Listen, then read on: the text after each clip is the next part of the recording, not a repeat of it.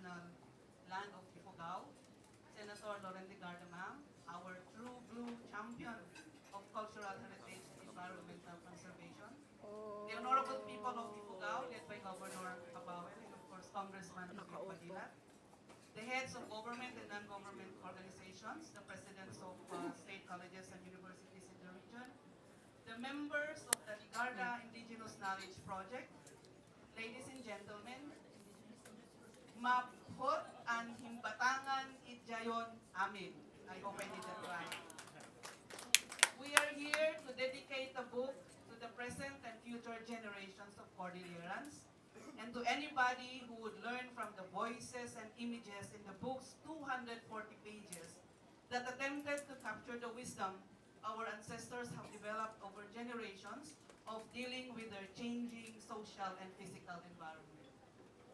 This book is an output of a research project tracing its roots to an ordinary exchange of emails back in 2009, which led to the launching of the Cordillera Indigenous Knowledge Network, or Cordinown, in 2010.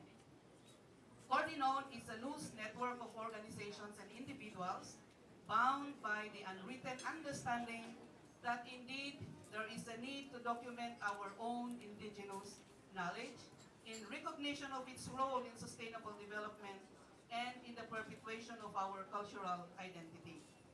Through the network, we strive to pursue our dream of recording or writing our own stories, our own indigenous knowledge, our own culture. For we know that there will always be things different from the outsider's perspective. At the forefront of this network is the CARASUC, or the Cordillera Administrative Region Association of State Universities and Colleges, composed of the Apayao State College, Abra State Institute of Science and Technology, Benguet State University, Ifugao State University, Kalinga Apayao State College, and Mountain Province State Polytechnic College. True to their roles as repository of knowledge and catalyst of development, these institutions took on the challenge to use Western methodologies and modern instruments for indigenous knowledge documentation and advocacy. We are faced with the reality that we can no longer solely depend on oral tradition. Hence, we use print and multimedia to serve our purpose.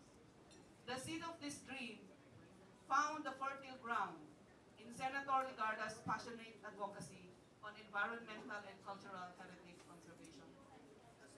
With her generous support, together with the inspiring leadership of our SUC presidents, the dedicated service of the project teams, and the wisdom of our indigenous knowledge holders, these seeds were nourished and nurtured. Today, we continue harvesting the fruits of this project. Because aside from this book, the project produced video documentaries that are now used as campaign materials, research papers that have been presented in various research forums, and even a short film that was given an honorable mention in the International Short Film Competition of the United Nations Forum on Forests in April 2013. At this point, may I call on the project team members for Chapter 1. No nagwaray chontog et kiyami biyak, without mountains we won't survive, from Benguet State University. May I request you to remain standing to wait for the other chapters.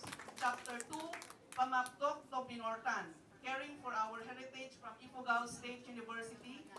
Chapter 3, Kawanan ng Batawa para sinanumong A, protect the environment for the good of the children, from Mountain Province State Polytechnic College. Chapter 4, Objan ng Imong ng Itong Rajan, the Imong system of the Itong Rajan of Kalinga, from the Kalinga Apayao State College. Chapter 5, Lapat, Ugali Apangiparit, Kadaya sa Likwa, Naya Isnag. Snag practices and the restriction of gathering natural resources from Lapat declared areas. And Chapter 6, Lapat, Panagustusang na Pangaywan, Sagot na Ginubat sa Kabunyan. Unity in taking care of Kabunyan's gift of the forest. So let us all give them a big round of applause. So lastly, we take this opportunity to thank our administrators for the support. And thank you very much, Senator Loren, for believing that we ourselves can tell our own stories. Maraming Maraming salamat po. So may I request the SUC representatives to, yes, yes, for the turnover of the ceremonial turnover of the book. Yes, can we have all the researchers